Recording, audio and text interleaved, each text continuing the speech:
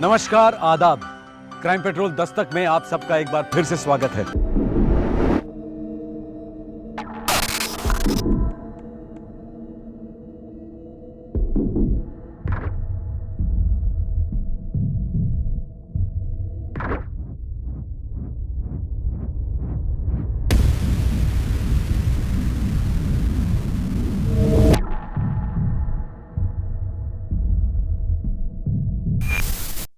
दो प्रेमियों के बीच गुजरे पल बहुत निजी होते हैं, पर अफसोस हर रिश्ता ऐसा नहीं होता। अक्सर धोखे और फरेब से बेडरूम के दरवाजे सारी दुनिया के लिए खोल दिए जाते हैं। इंटरनेट और एमएमएस के द्वारा न जाने कितने लोगों की इज्जत की धज्जियां उड़ जाती हैं। बदनामी और ब्लैकमेलिंग का सिलसिला शुरू तो हो जाता है, लेकिन ये एक दस्तक है कि पीड़ित एक कगार पर पहुंच चुका है और अब वो मुड़कर वार करेगा। जुलाई 2009, अहमदाबाद, गुजरात।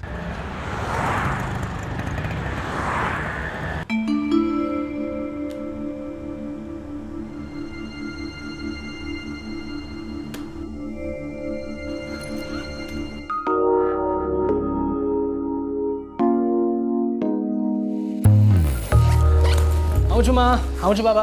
વિશાલ, શું આવું છું? નાસ્તા નથી કરવાનું?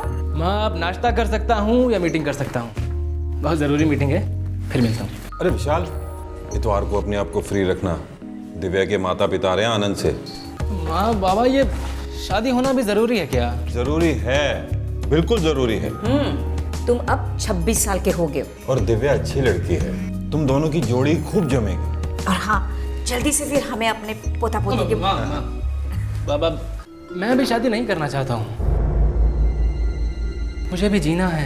लेकिन बेटा, अब आपने कुछ कहा ना तो घर छोड़ के चला जाऊंगा मैं। विशाल, शाम को मिलता हूँ, माँ, ज़रूरी मीटिंग है। कैसी बातें करता है? क्या हो गया इसे? पागल है बिल्कुल। समझ में नहीं आता इसका क्या करें।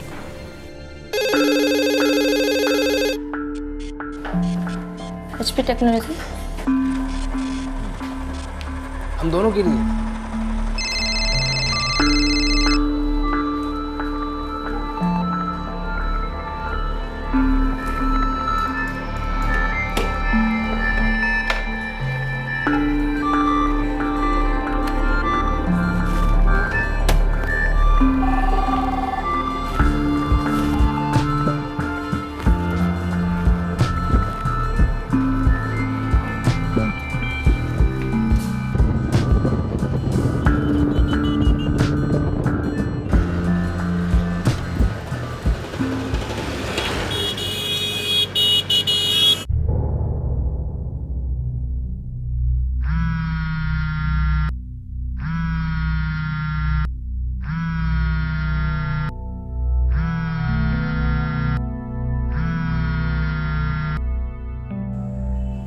फोन भी नहीं उठा रहा। घर का सेल भी नहीं उठा रहा है। ऐसा तो आज तक उसने कभी किया नहीं। कहीं शादी की बात से नाराज तो नहीं हो गया? मैं फिर से ट्राई करती हूँ।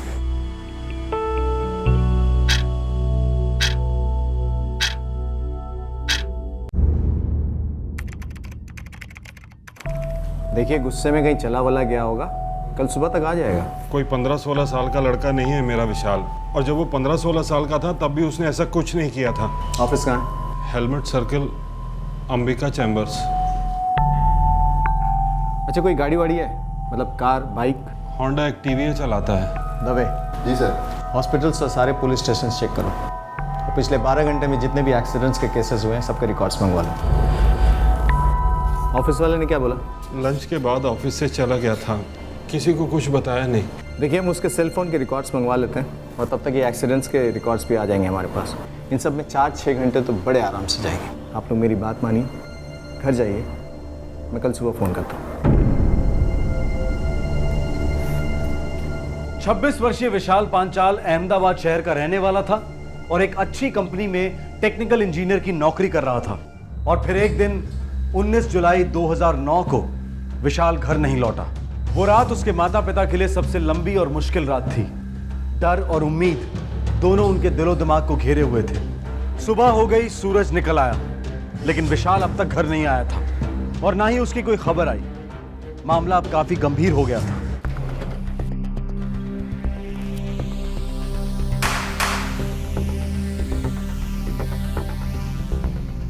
दोपहर के बाद से 27 मिस्ड कॉल्स। ये विशाल अपना ऑफिस का सेलफोन साथ नहीं लेके गया, ये लैपटॉप ही? यस सर, डेस्क पर ही छोड़ के चला गया था। अच्छा, उसने कोई हिंट नहीं दिया कहाँ जा रहा है, कोई पर्सनल काम, कुछ भी? जी नहीं सर, ऑफिस से कब निकल गया किसी को कुछ पता नहीं चला, सब अपने अपने काम में बिजी थे। सर, विशाल का पर्सनल फ़ोन दोपहर 3 बजे स्विच ऑफ हो गया था। मतलब यहाँ से निकलने के 1.5 घंटे बाद? और विशाल के पर्सनल फ़ोन पे लास्ट कॉल इस नंबर से आई थी सर। ये लास्ट कॉल हमारा पहला सुराग हो सकता है, ट्रेस करो जल्दी।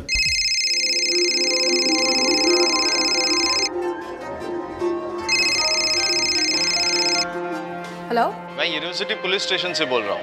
ये किसका नंबर है? जी मेरा है, मनीषा शाह। आप विशाल पांचाल को जानती हैं? हाँ ऑफ कोर्स जानती हूँ, मेरा बहुत अच्छा दोस्त है। सब ठीक तो है ना? जी, मेरी कल विशाल से बात हुई थी। कितने बजे? यही कुछ 1 या 2 के बीच। 1:30 पे, टू बी मोर प्रिसाइज। ये विशाल के पर्सनल फोन पे रिसीव किया गया लास्ट कॉल था। लास्ट कॉल मतलब? सर विशाल ठीक तो है ना? पता नहीं, बस फिलहाल है नहीं, गायब है। Oh my God. कब से जानती हैं उसे? कई सालों से, लगभग 9-10 सालों से। कॉलेज से? जी नहीं, मेरे एक अंकल हैं, विशाल उनका पड़ोसी था। मैं जब भी वहाँ जाती थी तो उससे बात होती थी। विशाल कंप्यूटर्स में बहुत ब्राइट है, उसने मेरी कई बार मदद की है। कंप्यूटर्स में? जी। विशाल की सगाई तय हो गई थी। जानती हूँ। नाखुश था इस रिश्ते से? वो भी जानती हूँ। आप भी नाखुश थी? क्या मतलब? आप दोनों का अफेयर था? What nonsense? सेंस।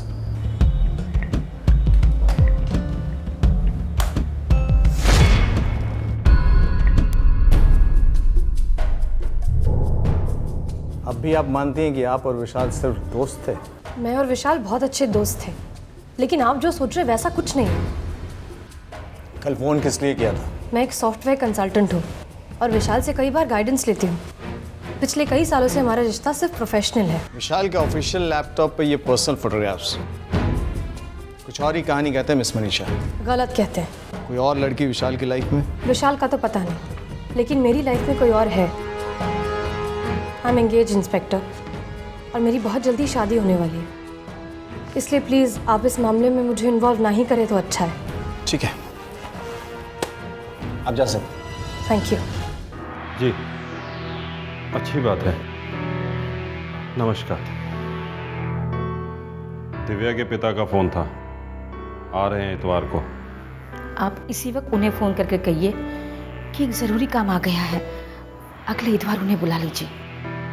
विशाल ने क्या बचकानी हरकत कर दी? इस तरह भागने का मतलब? बेवकूफ।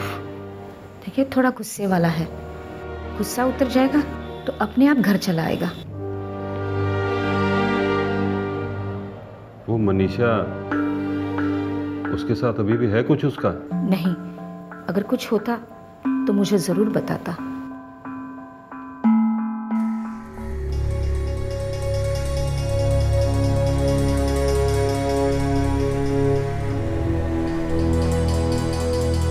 ऐसे चेहरा मत लटकाओ, इतना टेंशन लेने की कोई ज़रूरत नहीं। मैं टेंशन नहीं ले रही हूँ, मैं बस थोड़ी सी परेशान। तुमने पुलिस को सब कुछ साफ साफ बता दिया ना, अब कैसी परेशानी? मैंने कुछ साफ साफ नहीं बताया, मैंने उनसे ये कहा कि मैं और विशाल सिर्फ दोस्त थे। हाँ तो वही सच है ना।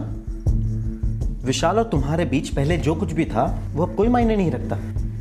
विशाल पास्ट है, मैं प्रेजेंट और फ्यूचर भी मैं ही रहूँगा, है ना? ऑफ कोर्स, ये कहने की जरूरत भी थी क्या?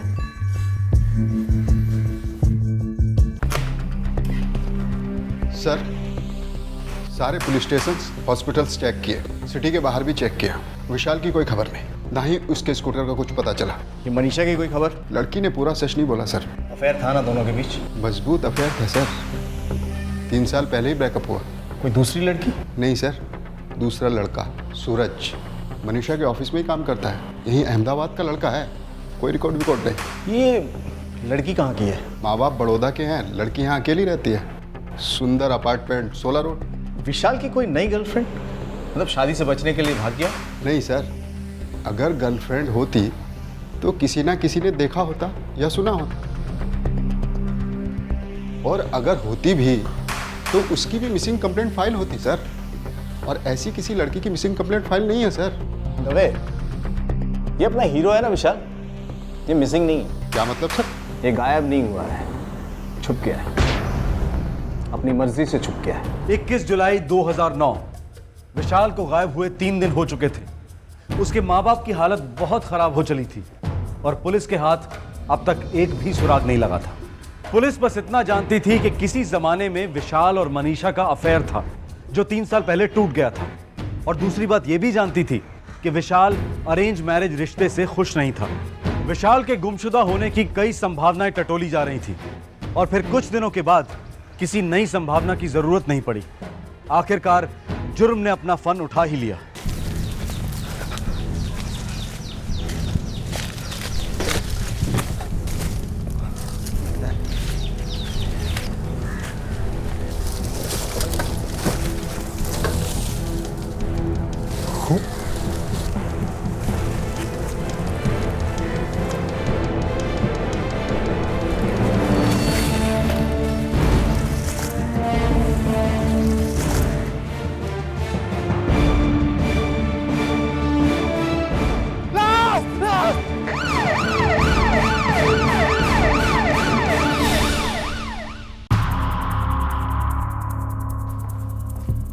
सर, एजी हाईवे के पास तारापुर गांव में एक लाश मिली है, आधी जली है। साथ में स्कूटर है? Honda Activa. स्कूटर तो विशाल का ही था ना? Yes sir. By the way, scooter पे जो खून के निशान मिले हैं वो इस बॉडी के खून के साथ मैच नहीं करते। मतलब झड़प हुई है, कातिलों का भी खून बहा है। मे बी पोस्टमार्टम और ब्लड रिपोर्ट आपको परसों तक मिल जाएंगे इंस्पेक्टर। दवे, जी सर। विशाल के फादर को फ़ोन करो, शनाख्त के लिए बुला। ठीक है सर।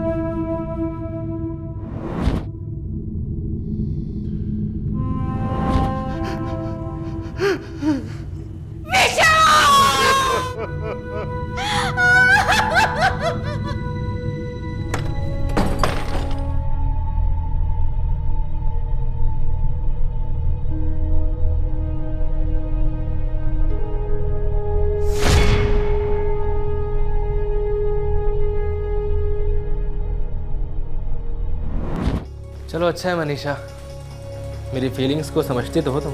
विशाल, मेरे पास कोई चॉइस भी तो नहीं है कोई चॉइस? चॉइस तो है मनीषा, तुम जानती हो। सब ठीक हो जाएगा मनीषा, हम दोनों के लिए, हमारे लिए। ठीक है, अगर तुम कह रहे हो तो। मनीषा यार, इट्स ओवर। विशाल अब नहीं रहा, खत्म हो गया बुरा सपना। बुरे सपने खत्म नहीं होते सूरज, बार बार लौट आते हैं, डराने, याद दिलाने।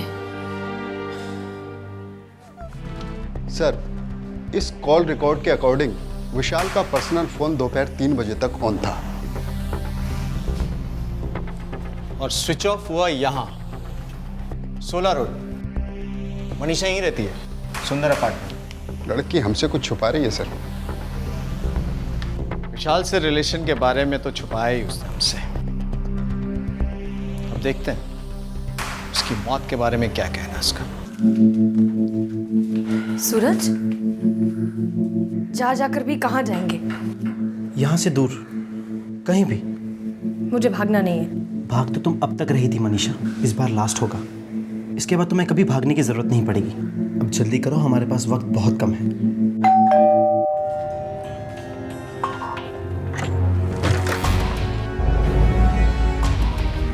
मनीषा कहाँ है?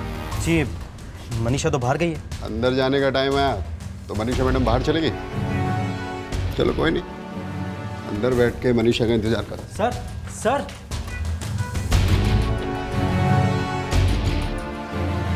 भागने की तैयारी हो रही थी मनीषा जी।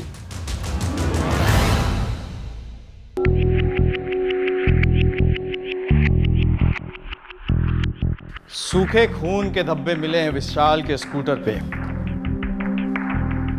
अगर उस खून से आप दोनों का खून मैच हो गया तो आप दोनों पर खून का इल्जाम रहेगा।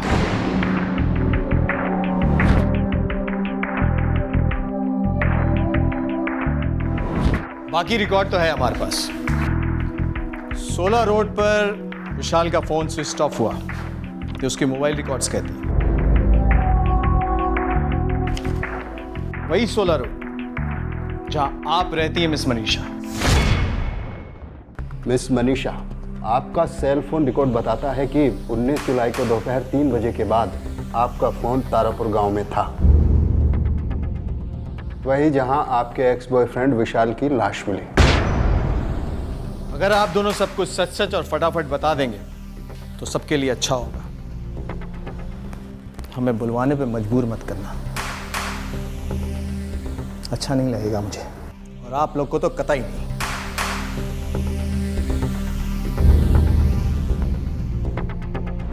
विशाल, मेरे पास कोई चॉइस भी तो नहीं है कोई चॉइस? चॉइस तो है मनीषा, तुम जानती हो सब ठीक हो जाएगा मनीषा, हम दोनों के लिए, हमारे लिए।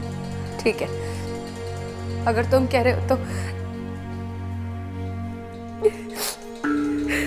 मनीषा, तुम रो रही हो क्या? विशाल प्लीज, वो वीडियो क्लिप मुझे बर्बाद कर देगा। मैं भीख मांग रही हूँ तुमसे, प्लीज मेरे साथ ऐसा मत करो। ये क्या पागलों जैसी बात कर रही हो तुम मनीषा?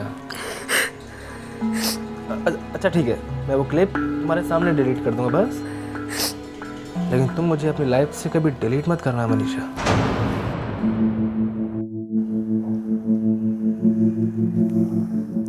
वीडियो क्लिप क्या था ये? सेल फोन से लिया गया MMS।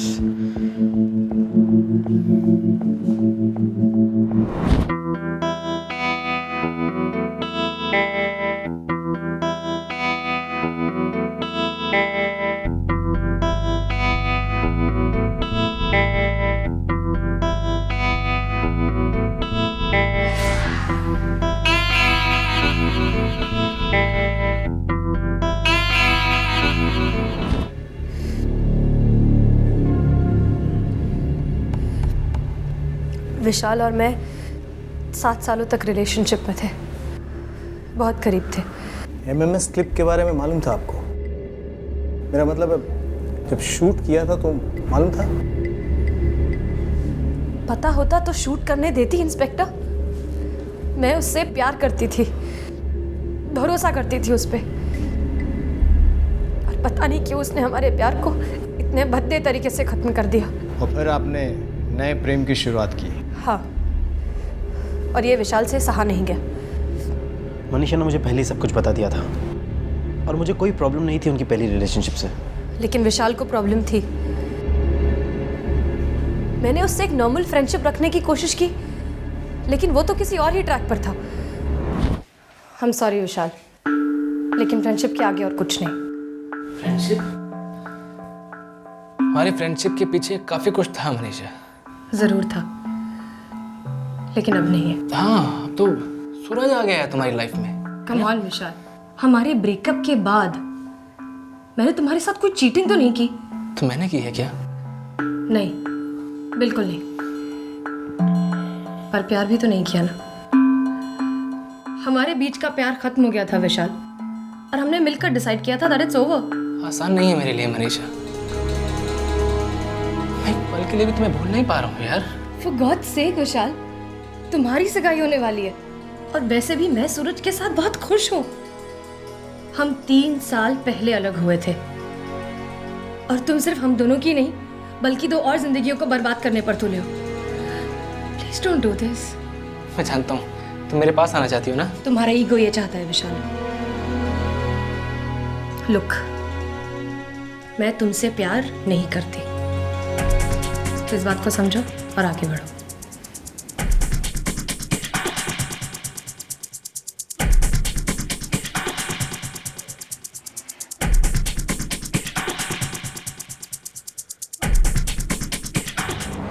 बस फिर उसने ब्लैकमेल करना शुरू कर दिया। हर दूसरे दिन धमकी देता, कहता कि मेरे माँ बाप को दिखा देगा, फिर कहता कि सूरज को दिखा देगा। उसने वो एमएमएस आपको भेजा? नहीं, एक बार घर पर बुलाकर दिखाया था, उसके पेन ड्राइव पर था। मैं इस ब्लैकमेलिंग से तंग आ चुकी थी, मुझसे और सहा नहीं जा रहा था। और फिर एक दिन मैंने सूरज को सब कुछ सच सच बता दिया। मैंने विशाल से भी बात की, उसे बहुत समझाने की कोशिश की, पर वो नहीं माना। देखना चाहोगे? अभी दिखाऊं? Shut up. चाहते क्या हो तुम? बस मनीषा। वो मेरी होने वाली बीवी है। ए सूरज, सपने में भी ऐसी बात मत सोचना। बहुत पुरानी प्रेम कहानी है मेरी और उसकी। तू जानता क्या अभी हमारे बारे में? बस बीच में हड्डी की तरह टपक पड़ा है। एक बार उसकी लाइफ से निकल के दिखा दो, फिर देख अपने आप मेरे पास आएगी वो। विशाल, वो तुमसे कोई प्यार नहीं करती। क्लिप देखोगे तब समझ में आएगा कितना प्यार करती है वो मुझसे। देख, वो मेरी थी, मेरी है, मेरी मोहर लगी है उस पर। मेरा जीना मुश्किल कर दिया था उसने। इतना स्ट्रेस, इतना टेंशन। मुझसे मनीषा की हालत देखी नहीं जा रही थी।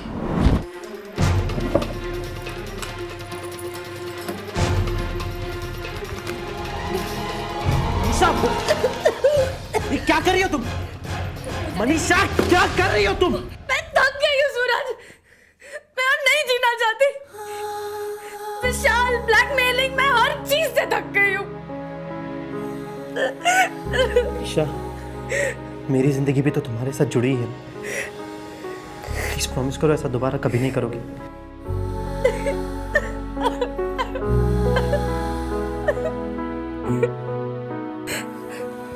सूरज, विशाल वो वीडियो इंटरनेट पर डाल देगा, फिर तो सब देख लेंगे और मैं किसी को मुंह दिखाने के लायक नहीं बचूंगी।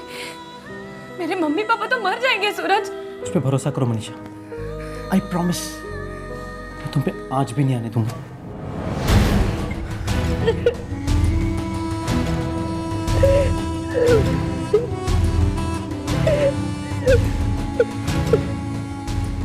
हमने तय किया इस प्रॉब्लम का परमानेंट इलाज करना होगा।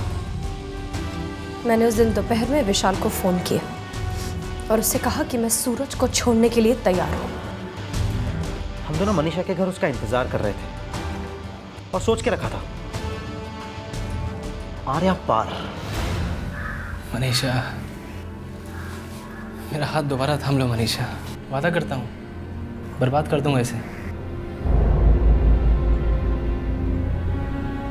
बर्बाद तो तुम कर चुके हो विशाल, उसे जिसे तुम प्यार करने का दावा करते हो। मनीषा, तुमने क्या ये लेक्चर सुनाने के लिए बुलाया मुझे यहाँ? लेक्चर्स का टाइम खत्म हुआ कमीने।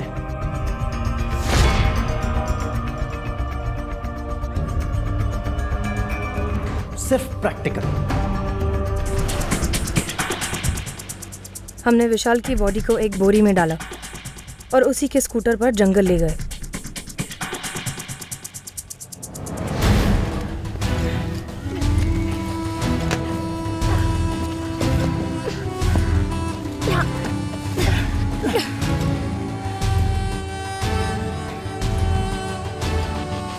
हमने तारापुर गांव के पास जंगल में स्कूटर को फेंक दिया और साथ में विशाल की लाश को भी।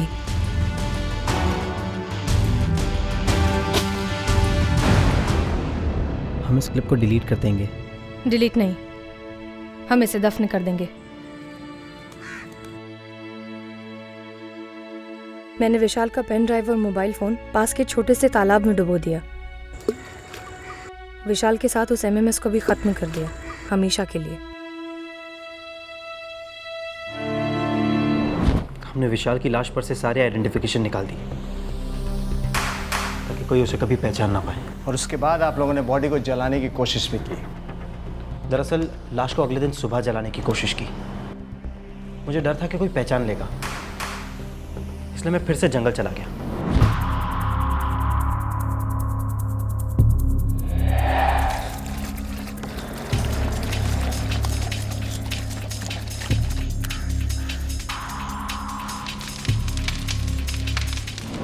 मैंने बॉडी जला तो दी, लेकिन बारिश ने सारा प्लान चौपट कर दिया। हमने लाश को तो पहचान ही लिया और अब कातिलों को भी। मुझे पता था कि हम कभी ना कभी ज़रूर पकड़े जाएंगे, लेकिन मैं उस एमएमएस क्लिप को बाहर आने से रोकना चाहती थी।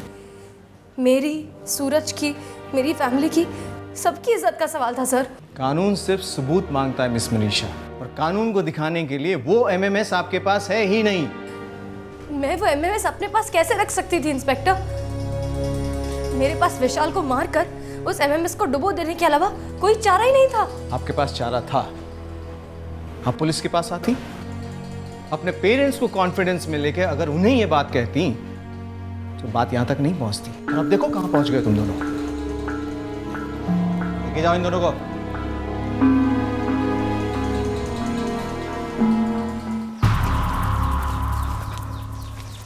एक सर्च ऑपरेशन लॉन्च किया गया। मनीषा और सूरज के कपड़े बरामद किए गए। तालाब में से विशाल का सेलफोन और पेन ड्राइव ढूंढने के लिए फायर ब्रिगेड की मदद भी ली गई। विशाल के माता पिता को यकीन ही नहीं हो रहा है कि उनके बेटे ने ऐसी हरकत की है। सूरज और मनीषा के बीच अब विशाल तो नहीं है, पर उनके बीच जेल की मजबूत दीवार है। अब कानून ही तय करेगा कि यह दीवार कब तक बनी रहेगी। मनीषा शर्म से चूर चूर हो चुकी थी, लेकिन कम से कम सूरज शांति और समझदारी से काम ले सकता था। सभी भावनाओं में बह गए और बहा ढेर सारा खून। इस केस में विशाल और मनीषा के रिश्ते का अधूरा अंत पहली दस्तक थी, ब्लैकमेलिंग दूसरी दस्तक और सूरज को पता चलना तीसरी। पर तीनों दस्तक बहरे कानों पर पड़ी। गुस्से और जलन से अंधे 3 युवाओं ने 3 परिवारों को बुरी तरह घायल कर दिया और समाज को हक्का बक्का। देर कहाँ हुई अम्मी? बहस मत कर और चुपचाप घर आ जा। अम्मी बस आधे घंटे और। वैसे तुम लोग कर क्या रहे हो? कुछ नहीं अम्मी, बैठकर बातें कर रहे हैं। थोड़ी देर में आ जाऊंगा। आई लव यू अम्मी। आई लव यू के बच्चे आधे घंटे से 1 मिनट भी और ज्यादा नहीं। थैंक यू अम्मी।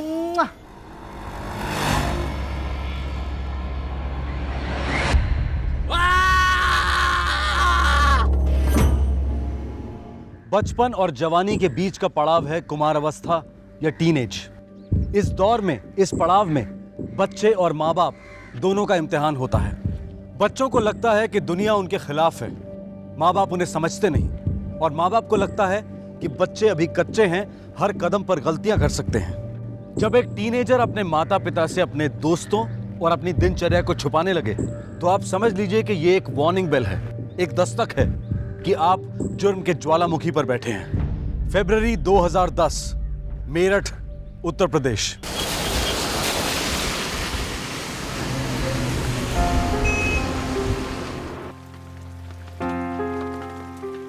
तुम्हें क्लास के लिए देरी नहीं हो रही?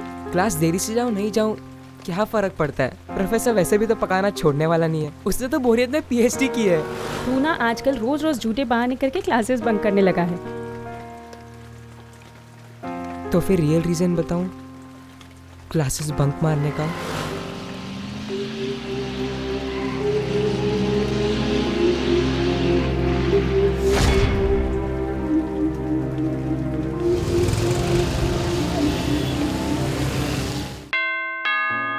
आ रही हूँ। अस्सलाम वालेकुम। वालेकुम सलाम। ग्रिल वाले से बात की? अरे यार, हमारी भूलने की आदत भी ना। हद कर दी आपने। मैंने आपको एसएमएस भी किया था, अब मैं आपसे कहूंगी ही नहीं। कल मैं खुद जाऊंगी, ग्रिल वाले को यहाँ लाऊंगी और अपना काम करवा लूंगी। सोहेल से क्यों नहीं कहती उसे लाने के लिए? आपका साहबजादा है, बहानों का तो भंडार है उसके पास। एक तो हाथ नहीं आता, जब देखो दोस्तों के साथ तफरी करता रहता है। तफरी करता है तो क्लास कब जाता है? ये सब आप उसी से पूछ लेना। अपनी माँ को तो अपनी मीठी बातों से चकमा देने में उस्ताद हो गया है हमारा सोहेल। अब्बू मेरा यकीन कीजिए, मैं एक भी क्लास मिस नहीं करता, और अभी तो पता नहीं कौन सी ट्रिप पर है।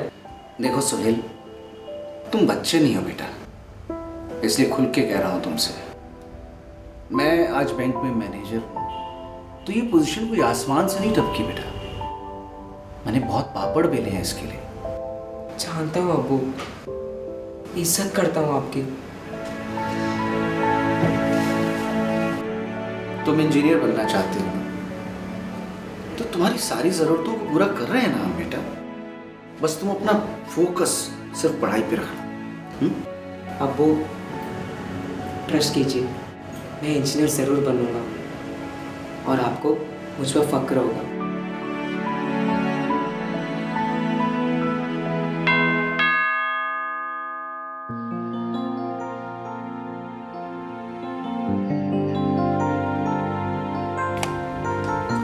अस्सलाम वालेकुम। वालेकुम सलाम। अरे भाई वो ग्रिल वाले को भेजा था हमने, आया कि नहीं? आया था, शुक्र है आपको याद तो रहा।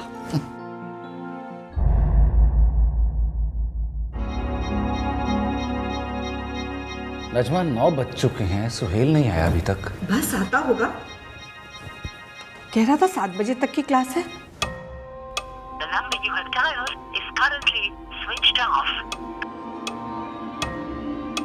नजमा, आई। नजमा सुहेल का फोन स्विच ऑफ आ रहा है। उसके किसी दोस्त का सेल नंबर है?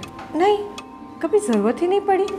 आपने क्लास में फोन किया? नहीं, नंबर है वहाँ का? मैं अभी ढूंढ कर लाती हूँ। ये लीजिए।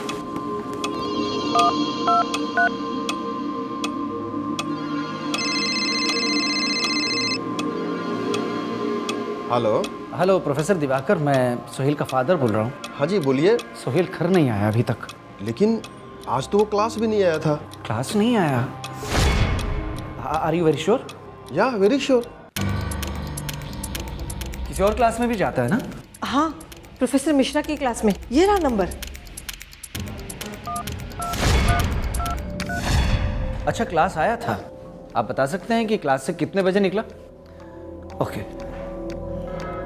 मिश्रा क्लासेस तो 3 बजे खत्म हो जाती हैं। उसके बाद प्रोफेसर दिवाकर की क्लास में तो गया ही नहीं। उसके किसी दोस्त का नंबर नहीं है तुम्हारे पास, ऐसा कैसे हो सकता है? उसने कभी दिया ही नहीं और आज तक कभी जरूरत भी नहीं पड़ी। अब इतनी रात आप कहाँ जा रहे हैं? सोहेल को वापस लाना। सुहेल के पिता परवेज शिराज रात भर अपने इकलौते बेटे को तलाशते रहे। शिराज साहब पेशे से बैंक मैनेजर थे। मेरठ की रात की दुनिया से ज्यादा वाकिफ नहीं थे, लेकिन फिर भी अपने बेटे की तलाश में लगे रहे। इससे पहले कई बार सुहेल बिना बताए रात देर से घर लौटता था, लेकिन उस रात लौटा ही नहीं। जाहिर है मामला सीरियस था, काफी सीरियस। सुबह होते ही सुहेल के माता पिता पुलिस स्टेशन पहुंचे। सुहेल का फोन स्विच ऑफ आ रहा है सर। सोहेल का फोन कभी भी स्विच ऑफ नहीं आता है सर। दोपहर को घर आया था स्कूल से? जी हाँ, वो हमेशा घर आता है, चेंज करता है, रोटी खाता है, फिर क्लास के लिए निकल जाता है। अम्मी, जा रहा हूँ मैं। हाँ, अरे सुन, बाइक ज्यादा फास्ट नहीं चलाना। ठीक है अम्मी, 10 की स्पीड पर चलाऊंगा बस। 10 कम होते हैं कि ज्यादा? बहुत ज्यादा होते हैं अम्मी। 6 पर चलाऊं? नहीं, 5 पर चला। तुम कितने क्यूट हो अम्मी। बाय।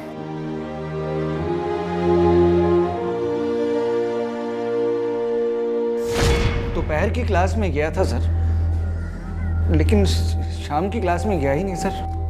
सुहेल की कोई खास सहेली है? I mean girlfriend? हमें नहीं लगता सर। कौन से स्कूल में पढ़ता है आपका लड़का? PL international. आनंदपुरी वाला? जी। मिस्टर परवेज ने कल रात को भी मुझे फ़ोन किया था। मैंने आपसे कहा था सोहेल कल 1 बजे स्कूल से निकला था। जी, आपने कहा था, लेकिन इंस्पेक्टर साहब कुछ और जानना चाहते थे। मैं जानना चाहता हूँ कि सुहेल की अपनी क्लास में किसी से कोई प्रॉब्लम थी? नहीं, बिल्कुल नहीं। Sohail is a well behaved boy. मैं उसके दोस्तों से बात करना चाहता हूँ। ज़रूर, लेकिन आपको मेरे ऑफिस में बात करनी होगी, और प्लीज़ थोड़ा प्यार से। सर, स्कूल में हम एक ही क्लास में हैं, लेकिन प्राइवेट ट्यूशन अलग अलग है। सोहेल हमारे साथ नहीं आता, वो दिवाकर और मिश्रा जी की क्लासेस जाता है। क्लासेस खत्म होने के बाद दोबारा मीटिंग होती है तुम्हारी? नो सर, क्लासेस खत्म होने के बाद हम नहीं मिलते। दरअसल सोहेल अपने क्लास वाले ग्रुप के साथ ही घूमता है। उस ग्रुप में कोई खास दोस्त है सोहेल का? नो सर, उस ग्रुप से हम किसी को नहीं पहचानते। वो हमारे स्कूल के भी नहीं है। मिलते कहाँ हैं वो लोग? सर, सोहेल कभी अपने ग्रुप के बारे में बात ही नहीं करता है। हाँ सर, एक बार शाम को देखा था उसे। कहाँ पर? क्या कर रहा था? उसके दोस्तों के साथ स्नैक्स कॉर्नर पे था। शेरगढ़ी वाला स्नैक कॉर्नर, पीवीएस रोड पर। Yes sir.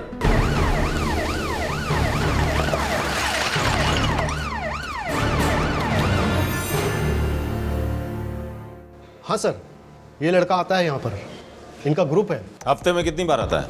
डेली आता है साहब, लेकिन सर कल इसके सिर्फ 2 दोस्त आए थे, ये नहीं आया था। इस ग्रुप के लड़कों के नाम जानते हैं आप? नाम तो पता नहीं साहब, लेकिन ये रोज़ 7:30 बजे के लगभग यहाँ पर आते हैं और 8:30 बजे के करीब तक यहाँ बैठे रहते हैं। सोहेल रोज 8:30 के आसपास ही घर लौटता है सर। मिस्टर परवेज, इस ग्रुप के लड़के क्या सुहेल की क्लास के हैं? हो सकते हैं सर, और नहीं भी। हम लोगों ने इस बात पे कभी गौर ही नहीं किया सर। देखिए, मैं शॉर्ट तो नहीं बोल सकता, लेकिन सोहेल राजू से काफ़ी क्लोज लगता है। मैं राजू से मिल सकता हूँ? श्योर, बट इंस्पेक्टर साहब प्लीज़ बी जेंटल, स्टूडेंट है मेरा वो। सर, मैं सोहेल विवेक बहुत क्लोज हैं। स्नैक्स कॉर्नर जाते हो? हाँ, हम डेली जाते हैं, लेकिन कल सोहेल नहीं आया था। क्यों? पता नहीं सर, हम मिश्रा जी के क्लासेस में मिले थे, फिर हम दिवाकर सर के क्लासेस में मिलने वाले थे, और फिर स्नैक कॉर्नर में, लेकिन वो दिवाकर सर के क्लासेस में आया ही नहीं। अरे तेरे वो क्लास में वो लड़की है ना, हॉट है। तुझे तो ना हर लड़की हॉट लगती है, थोड़ा चिरविल मार यार, क्या हॉट वॉट करता रहता है। साले, अगर वो मुझे एक भी हिंट देगी ना, मैं उसके लिए कुछ भी कर लूंगा। तू ना इस दुनिया का सबसे बड़ा पागल है, इतना ओवर तू बनेगा ना, एक लड़की नहीं पड़ेगी तुझसे। तूने तो पीएचडी की है ना लड़कियों के ऊपर। तुझे ना जो समझना समझ, मैं तो भाई जा रहा हूँ, मेरे को लेट हो रहा है। डेट पे लेट? मैं किसी डेट वेट पे नहीं आ रहा है, समझा क्या? मुझे पागल मत समझ, 2-3 लड़कियों को ऐसे पटा कर रखता है और बाद में मजा लेता है। मेरी ना एक टिप याद रखना, कभी भी किसी लड़की को इतना भाव मत देना, एक लड़की नहीं पटेगी, वो लोग को अच्छा नहीं लगता है सब, समझा? 2-3 गर्लफ्रेंड तो होंगी सोहेल की? नो सर, वो ऐसे ही मजाक में बोलता था। एक तो होगी? हो सकती है, लेकिन सोहेल बहुत सीक्रेटिव है, वो किसी को कुछ भी नहीं बोलता।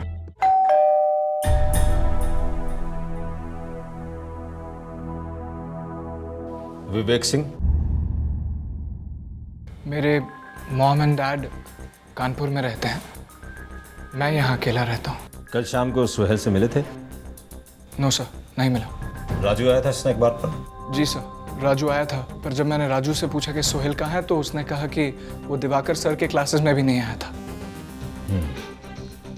अच्छा, सोहेल की कोई गर्लफ्रेंड है? जितना मुझे पता है नो सर, पर फिर आजकल के लड़कों का क्या भरोसा।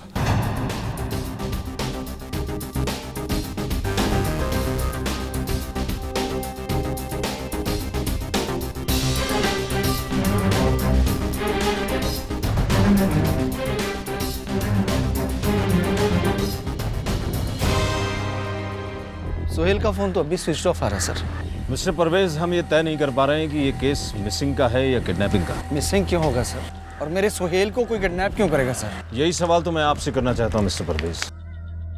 क्या आपकी किसी से कोई दुश्मनी है या फिर आपसे कोई बदला लेना चाहता है? मैंने जिंदगी में किसी को डांटा तक नहीं है सर, दुश्मनी क्या होगी मेरी? सोहेल को गायब हुए 2 दिन बीत चुके थे, पुलिस के पास एक भी सुराग नहीं था, कहीं से सोहेल के बारे में कोई खबर नहीं आ रही थी। आखिरकार एक खबर आई। यह खबर एसएमएस के रूप में थी, और इस एसएमएस को भेजने वाला खुद सोहेल था, और शायद नहीं भी।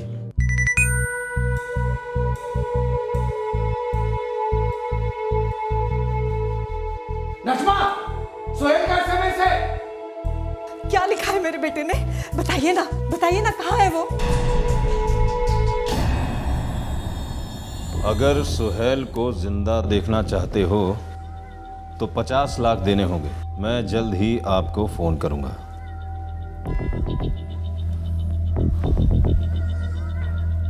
मुझे पहले से डाउट था मिस्टर परवेज, ये टिपिकल किडनैपिंग का केस लग रहा है। मेरी किसी से कोई दुश्मनी नहीं है। किसी को आपके पैसों से प्यार है मिस्टर परवेज। सर, सोहेल का फोन अब भी स्विच ऑफ है। सिर्फ मैसेज भेजने के लिए स्विच ऑन किया होगा, फिर स्विच ऑफ। कोई बात नहीं, सेल फोन की लोकेशन ट्रेस करो, अब इस केस का खाता खुलेगा।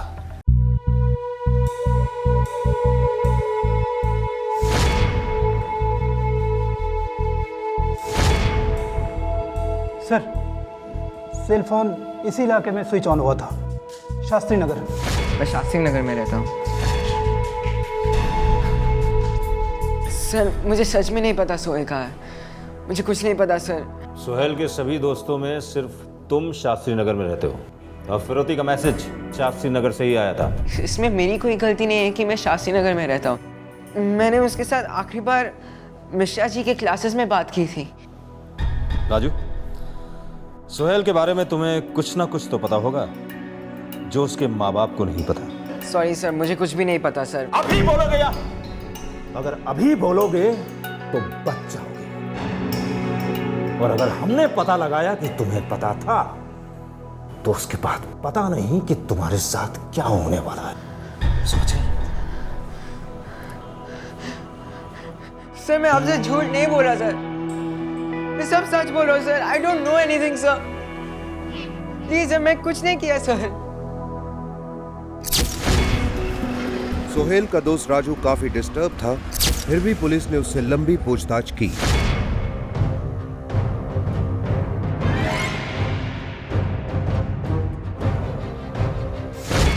राजू सोहेल का करीबी दोस्त था, उसे भी सोहेल के गायब होने से काफी मजबूत धक्का बैठा था।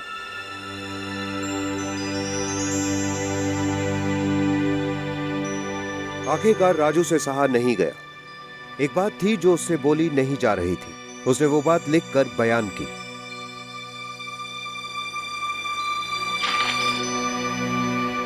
राजू ने एक कागज के टुकड़े पर वो गहरा राज लिख दिया।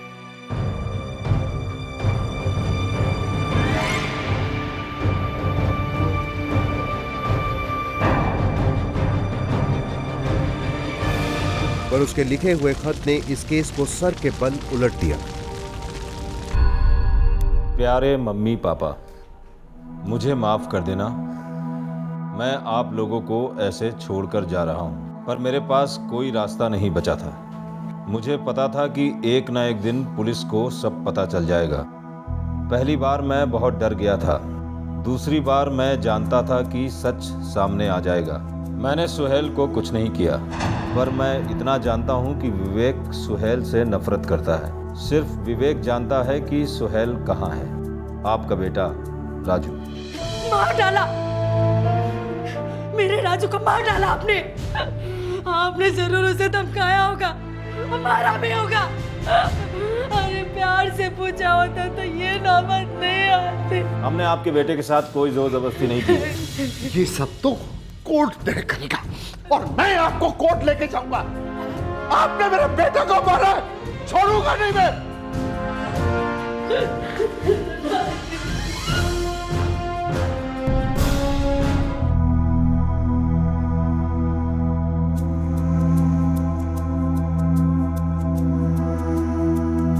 कहाँ जा रही हो श्रुति? इंटरव्यू है। अच्छा, अब सच बताओ, कहाँ जा रही हो? विवेक प्लीज मुझ पर शक करना छोड़ दो। मुश्किल है श्रुति कि मैं तुम पर शक ना करूं। वैसे तुम्हें याद तो है ना कि तुम यहाँ क्यों आई हो और क्या करने आई हो? हाँ, मैं कुछ नहीं भूली। अब जाऊं? जा सकती हो, लेकिन एक और बात, मैं तुम्हें वैसे कभी नहीं जाने दूंगा। समझती हो ना? गुड, गो।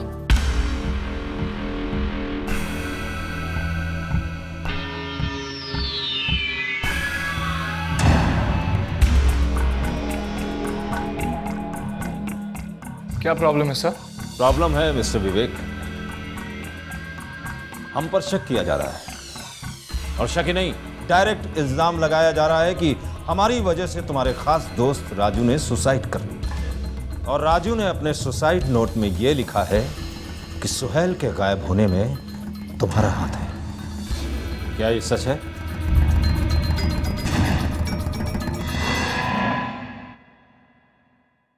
राजू झूठ बोल रहा था। उस दोपहर सोहेल के साथ राजू भी आया था वहां। कहाँ? मेरे घर। क्यों? क्योंकि मैंने ही राजू को बोला था कि सोहेल को वहां ले आ। यार विवेक छोड़ ना यार, ये सब तो क्यों कर रहा है? क्योंकि उस कमीने को बहुत चर्बी चढ़ी है, इसलिए। लेकिन वेकिन कुछ नहीं। साले तू मेरा दोस्त है कि नहीं? बस खत्म। तो फिर जो मैं कहता हूँ तू वो करता जा। तू सोहेल को बोल तुम दोनों मिलकर मुझे बर्थडे पे सरप्राइज कर रहे हो। और उसे बोल दारू वारू पियेंगे, उसे किसी भी तरह मनाकर यहाँ पर लेकर आ। समझा? क्या बात कर रहा है यार, मुझे तो पता ही नहीं आज विवेक का बर्थडे है। अरे मुझे भी कहाँ पता था, मैंने वो फेसबुक देखा ना, उसके लिए सब आया। साला बड़ा चुपर रुस्तम निकला विवेक। उसके लिए आज हम उसको एक सरप्राइज पार्टी देते हैं, ठीक है? हाँ, चल चल निकलते हैं। चल चल चल। Cheers! यार विवेक, सिर्फ ड्रिंक से काम नहीं चलेगा यार, थोड़ा डांस हो जाए। यही नाचेगा आपस में? छमियाओं के साथ नाचोगे, मुजरा चलोगे? क्या बात कर रहा है यार, लेकिन एंट्री कैसे मिलेगी? तुझे आम खाने के पेड़ गिनने, बागीचे का माली तो मैं ही हूँ। मुझे एंट्री नहीं देंगे तो सालों की हालत नहीं खराब हो जाएगी। चलो बॉटम्स अप करो। चीयर्स। राजू और सोहेल नाबालिग थे। उनकी दोस्ती विवेक से थी जो उनसे उम्र में काफी बड़ा था। विवेक की संगत ने उन दोनों को बिगाड़ दिया था। पेरेंट्स और बच्चों के बीच कम्युनिकेशन ना होने के कारण माँ बाप बिल्कुल अंधेरे में थे और इस अंधेर नगरी में बच्चे अय्याशी की पायदान चढ़ने लगे थे। यार विवेक, पता नहीं कुछ अजीब सा लग रहा है। क्या हो रहा है बे? पता नहीं, चक्कर आ रहा है यार। कोई बात नहीं, बॉटम सब के बाद ऐसा ही होता है।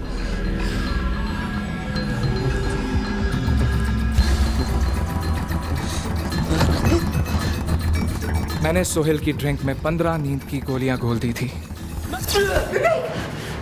विवेक, ऐसा मत कर यार, माफ कर दे इसे। इसे माफ नहीं करूंगा मैं, इसे आजाद कर दूंगा।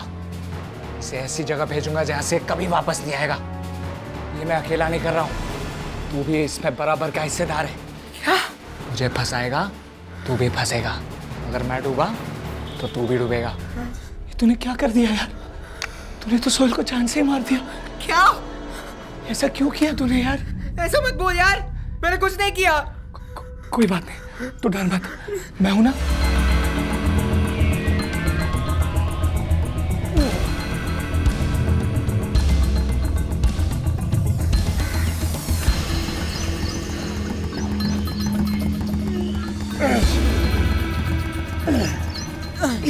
हस्तिनापुर की गंगा नहर में लाश को फेंक दिया गया।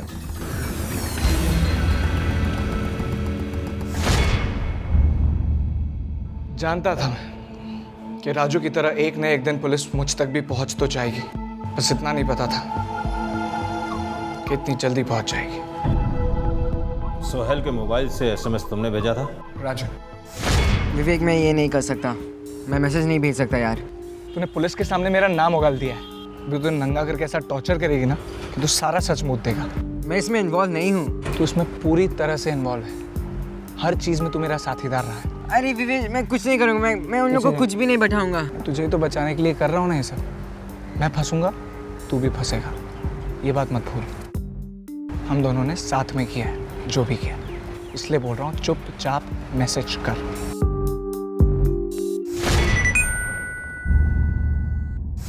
वहाँ ढूंढिए, वहाँ।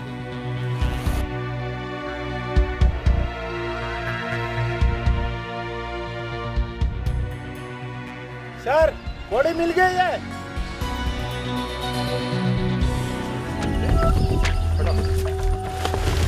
विवेक ने सोहेल की मोटरसाइकिल को भी पास में छुपा दिया था। शैतान! क्यों मारा मेरे बच्चे को? क्यों मारा उसको? मारिए अपने आप को। क्यों? मैंने आपके बेटे को समझाया था, बहुत प्यार से समझाया था, पर वो समझा नहीं सर। उसमें बहुत गुरूर आ गया था, बड़ी चर्बी चढ़ गई थी आपके बेटे को, तो मैंने उतार दी।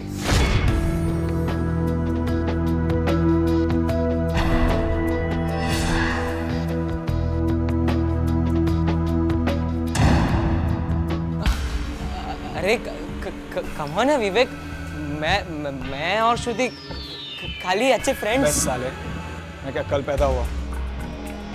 तुझे मैंने अपना अच्छा दोस्त माना, तुझसे अपनी सारी बातें शेयर की, और तू साले कुत्ते मेरे ही घर में आके मेरी बहन पे लाइन मारता है। ऐसा कुछ नहीं है विवेक, तू गलत समझ रहा है, तू मिसअंडरस्टैंड कर रहा है। उसने भी मुझसे झूठ बोला और इसने भी मुझसे झूठ बोला। इसके हस्बैंड की हाल ही में डेथ हुई है सर।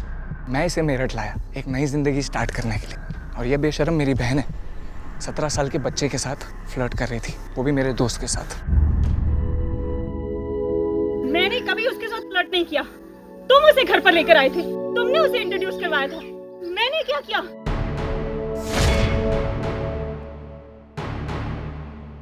श्रुति और सोहेल सिर्फ दोस्त नहीं थे, मुझे सब पता था। मेरा गुस्सा बढ़ता जा रहा था क्योंकि दोनों मुझसे झूठ बोल रहे थे। मुझे बुद्धू समझा है क्या? इन दोनों को साथ देखकर ना सर मेरा पारा चढ़ जाता था। दोनों को समझाने के बावजूद कोई समझ ही नहीं रहा सर। फिर मैंने कुछ समझ लिया कि इनको सीख देनी पड़ेगी। दे दी सर। ले जाओ इसे।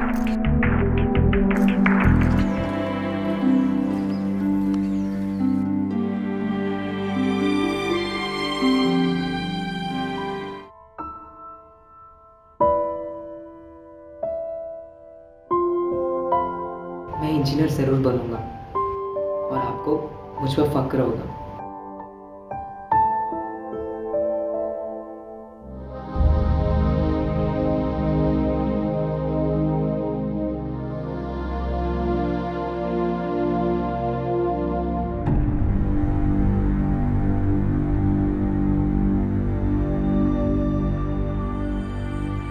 तीन जानें बर्बाद हुई, एक मर्डर, एक सुसाइड और एक को उम्र कैद। इस केस में 2 ठोस दस्तक भी थी। पहली दस्तक थी नजमा और परवेज शिराज के लिए। सोहेल देर से घर आता था, ठीक से कुछ बताता नहीं था। दूसरी दस्तक राजू के लिए थी, जब विवेक ने बर्थडे वाला प्लान बनाया। अगर राजू सब कुछ साफ साफ अपने माता पिता को बता देता तो शायद ये हादसा होता ही नहीं। क्राइम पेट्रोल दस्तक के मंच से हम सभी पेरेंट्स से अपील करते हैं कि वो अपने टीनेज बच्चों के साथ दोस्ती और विश्वास का रिश्ता बनाएं। कल फिर मिलेंगे, तब तक के लिए अपना ख्याल रखें, सुरक्षित रहें और याद रखें, हर जुर्म दस्तक देता है। ध्यान से सुनिएगा, जानें बच सकती हैं। जय हिंद। क्राइम पेट्रोल के और भी दिलचस्प कहानी देखने के लिए हमारे चैनल को सब्सक्राइब करें और बेल आइकॉन दबाना न भूलें।